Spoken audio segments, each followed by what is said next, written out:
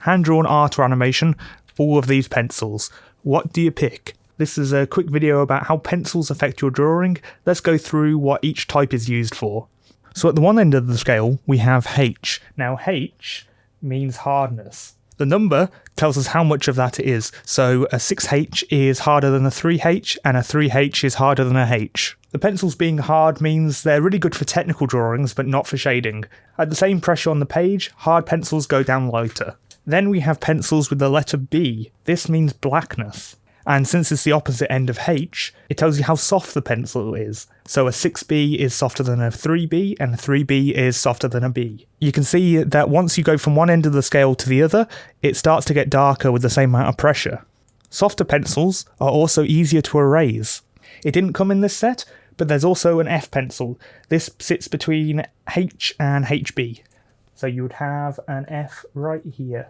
A HB, as you can probably imagine, sits right between a H and a B. So we know what the differences are, but what should you use? If the choice is drawing or not drawing, then just use whatever you have laying about. The most common type of pencil is a HB pencil, and so there's no excuse not to get drawing.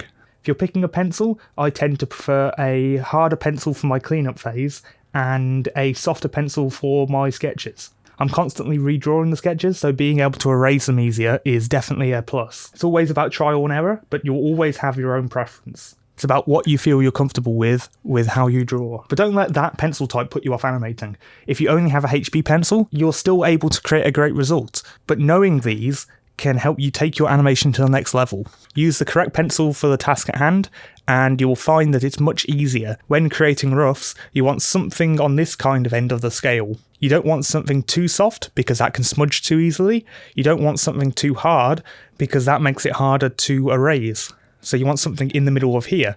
When doing technical drawings like architecture, you're not going to want something softer, you're going to want something harder. So you'll pick something on this end of the scale.